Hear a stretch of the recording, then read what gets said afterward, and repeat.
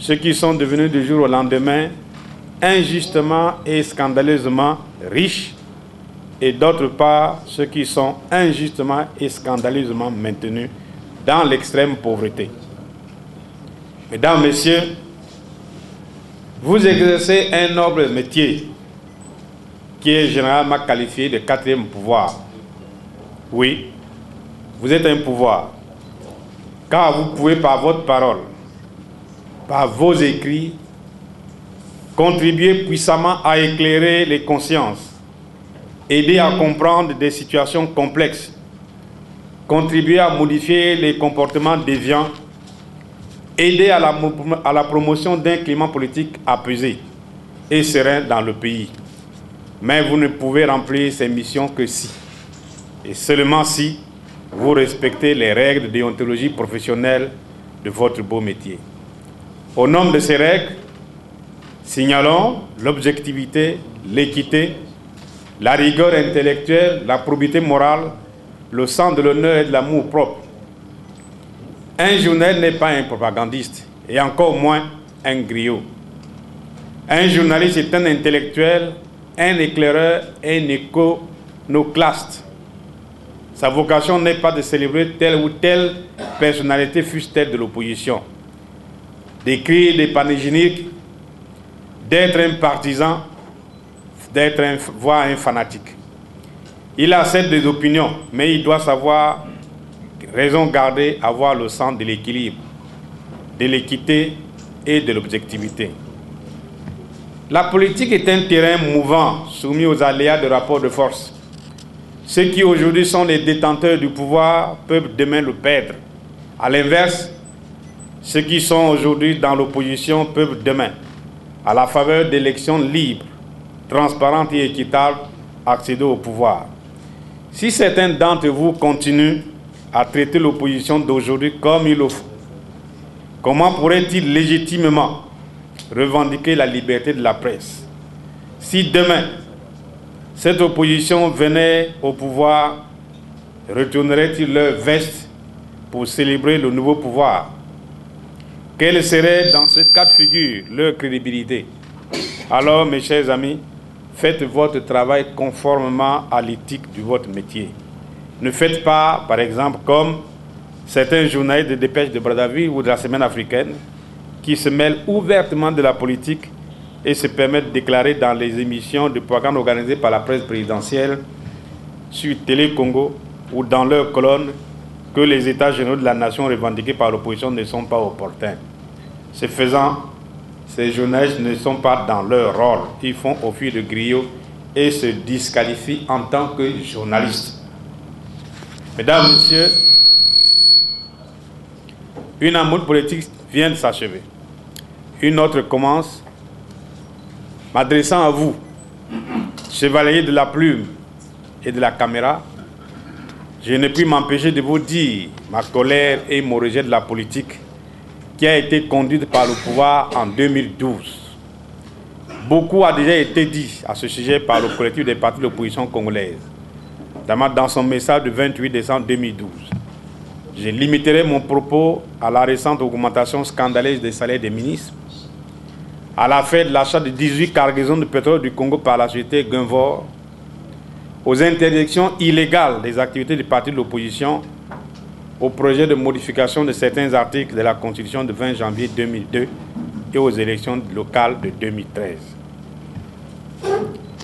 À propos de l'augmentation scandaleuse des salaires des ministres, pendant que des milliers et des milliers de Congolais qui ont tout perdu dans les explosions de 4 mars à Brazzaville, leurs propriétés à usage d'habitation, leurs propriétés mises en location, leurs véhicules de transport en commun, taxis, bus, camions, leurs boutiques, ateliers, garages et autres biens à usage commercial, leurs voitures personnelles et leurs autres biens sont totalement abandonnés à leur triste sort par le pouvoir, alors que les sommes de 93 milliards 120 millions de francs CFA et de 516 millions 772 000 francs CFA ont été inscrites au budget réajusté de l'année de l'État en mai 2012, respectivement au titre des dépenses exceptionnelles et des investissements liés au sinistre du 4 mars.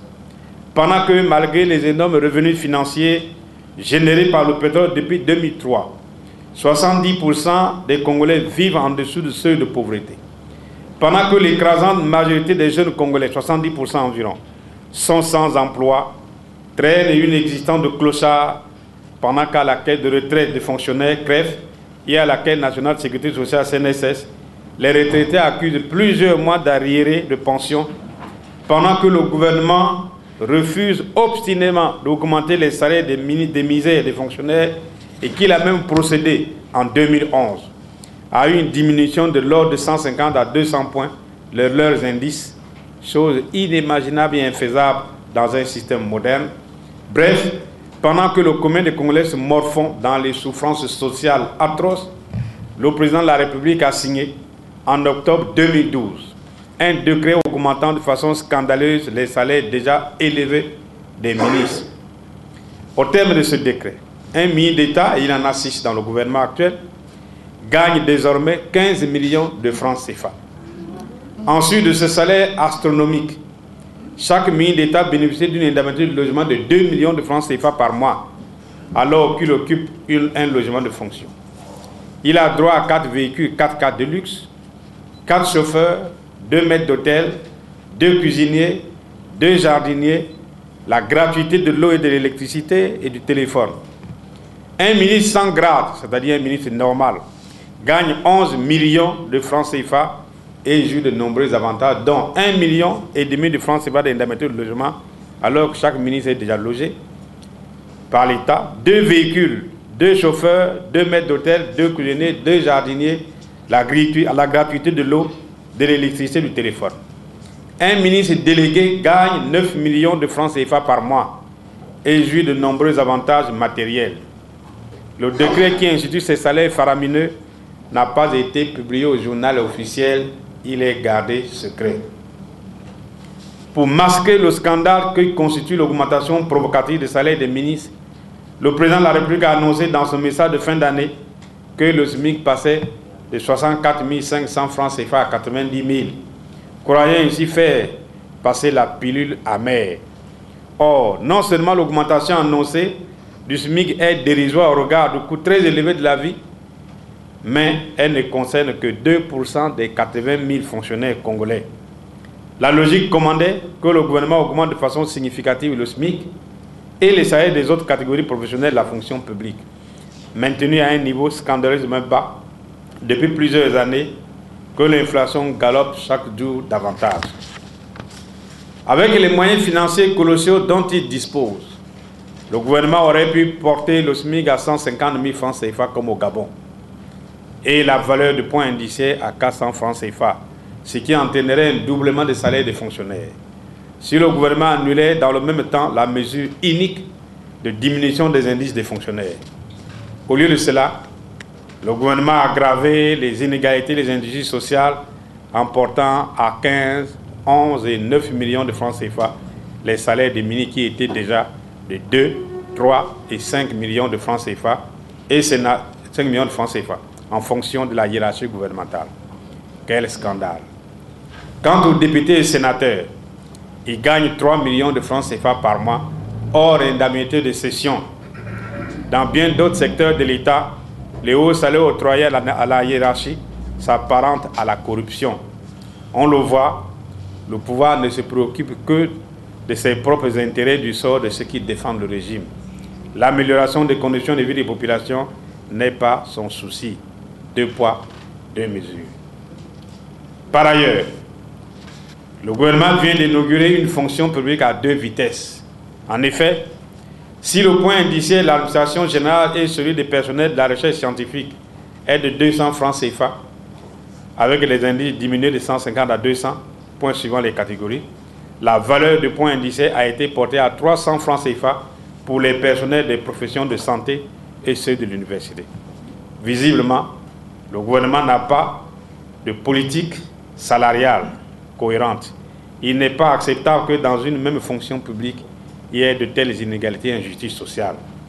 Une harmonisation des salaires de la fonction publique s'impose donc. Pour des raisons de justice sociale, il est urgent, d'une part, que le président de la République annule sans délai le décret attribuant les salaires exorbitants aux ministres, et d'autre part que le gouvernement augmente dans les plus brefs délais les salaires des fonctionnaires en portant le SMIC à 150 000 francs CFA, la valeur du point indiciaire à 400 francs CFA et en rétablissant les indices des fonctionnaires diminués en 2011. De même, en considération du coût élevé de la vie, le gouvernement doit revaloriser les pensions de retraite de 50% et aligner le taux de bourse des étudiants sur le taux du SMIC à 150 000 francs CFA. Dans la même perspective, le gouvernement doit mettre en place un fonds pour l'emploi des jeunes, destiné à financer les projets économiques des jeunes qui veulent se mettre à leur compte. Il doit en outre mettre en œuvre une batterie de mesures concrètes visant la diversification effective de l'économie nationale au fin de promouvoir la création d'emplois décents. Le Congo a aujourd'hui les moyens financiers de cette politique. Le gouvernement doit manifester une volonté politique réelle d'instaurer une véritable justice sociale par une meilleure répartition de la richesse nationale, au lieu de se préoccuper uniquement de ses propres privilèges.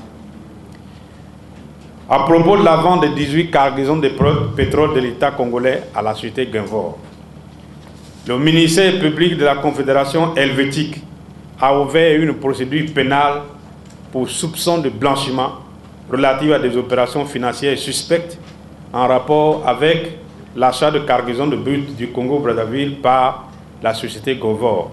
En effet, une société de négoce pétrolier, Gunvor, dont le siège est installé à Genève en Suisse, a acheté courant 2010 18 cargaisons de pétrole, soit 18 millions de barils pour un total de quelques 2 milliards de dollars, soit environ 1000 milliards de francs CFA. Au terme de la transaction, 30 millions de dollars de commissions ont été versés à 2 sociétés dont l'une est détenue par un proche du pouvoir congolais. Cette somme a été domiciliée dans une banque suisse, Clariden, dans le compte privé d'un proche du pouvoir du Congo-Brazzaville, selon le site internet Mediapart.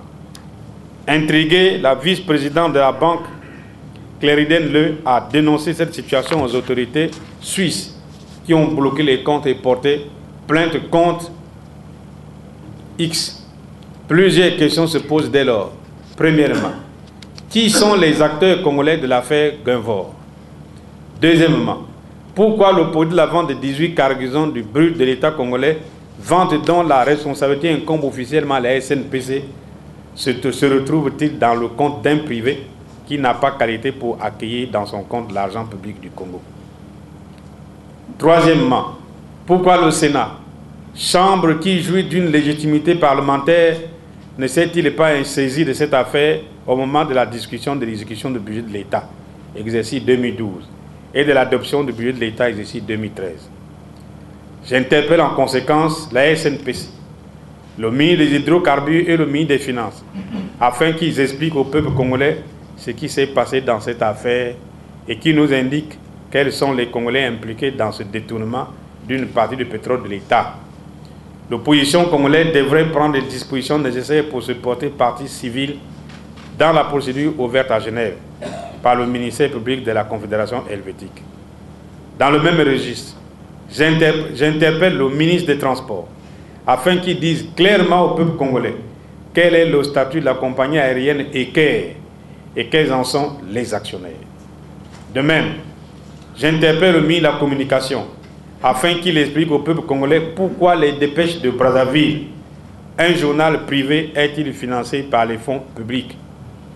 Dans la même veine, j'interpelle le ministre des Finances afin qu'il explique au peuple congolais pourquoi la société congolaise de transport maritime Socotram, entreprise qui appartient à 55% depuis le début des années 2000 à la firme privée Shipping Trading, est matriculée au Liechtenstein, continue depuis plusieurs années de bénéficier d'une subvention de l'État de 5 milliards de francs CFA par an, alors que cette subvention avait été supprimée par le Parlement depuis 2002. À propos des atteintes au libre exercice des activités des partis de l'opposition congolaise, depuis le mois de septembre 2012, le pouvoir se livre à des provocations contre l'opposition en interdisant toutes ses activités publiques. Ainsi, les samedis 29 et dimanche 30 septembre, alors que le collectif des partis de l'opposition avait obtenu du préfet de Brazzaville et des maires de Ndjiré de Madiba les autorisations d'usage pour organiser des rencontres citoyennes dans ces arrondissements avec ces militants, nous avons été empêchés de nous réunir par des éléments de la garde présidentielle et de la police armés jusqu'aux dents qui ont occupé les lieux des réunions avant l'arrivée de nos militants. Récemment encore, par une lettre du 8 janvier 2013, le préfet de Brazzaville vient à son tour de nous interdire de tenir les rencontres citoyennes que nous avions programmées pour les samedis 12 janvier à Ndjiri et le dimanche 13 janvier à Madibou et le samedi 19 janvier à Tarangaï. Par ces différentes interdictions de nos activités publiques, le pouvoir veut nous entraîner dans la spirale de la violence, dans le dessein de nous piéger, de se donner le prétexte de dissoudre nos partis et être libre désormais de restaurer en toute quiétude le monopartisme et déployer sans la moindre opposition sa politique antidémocratique et antisociale et antipopulaire. Nous rappelons au pouvoir que l'article 21 de la Constitution du 20 janvier 2002 garantit aux citoyens congolais les libertés d'opinion, d'expression, d'association, de réunions, de cortèges et de manifestations. Nous sommes des partis reconnus officiellement par le ministère des Finances. Nos réunions ne sont pas de nature à perturber l'ordre public. Les rencontres citoyennes que nous avons eues à Mfilou, Mungali, Bakongo, Wenze, Makelekele et Potepoto se sont déroulées sans le moindre incident, dans la paix et la tranquillité. Il est inadmissible que le pouvoir empêche nos partis d'exercer leurs activités légales et qui autorise dans le même temps les partis de la mouvance présidentielle à tenir librement leurs réunions. La Constitution dispose que tous les Congolais sont égaux devant la loi. Désormais, nous ferons comme les partis de la mouvance présidentielle qui organisent leurs activités sans attendre une autorisation du pouvoir. Dans cette perspective, nous préparons un méga meeting à Brazzaville pour le mois de février. Autorisation du pouvoir ou pas, nous tiendrons ce meeting, advienne que pourra. Trop, c'est trop. À propos de la modification des articles 54 et 185 de la Constitution du 20 janvier 2002. Le pouvoir se prépare à perpétrer une autre provocation contre le peuple congolais en général, contre l'opposition congolaise en particulier. Il envisage en effet de modifier les articles 54 et 185 de la Constitution pour faire sauter le verrou de l'âge limite pour se présenter à l'élection présidentielle 70 ans et pour supprimer la limitation du nombre de mandats du président de la République fixé à 2 seulement. Le tout pour permettre au président Denis Sassou Nguesso de briguer un 3e mandat, son intention de désigner l'un de ses fils pour lui succéder étant catégoriquement rejetée par les caciques de sa famille, par le PCT et par l'Occident. Sur les deux matières, objet du projet de modification de la loi fondamentale, la Constitution du 20 janvier 2002 est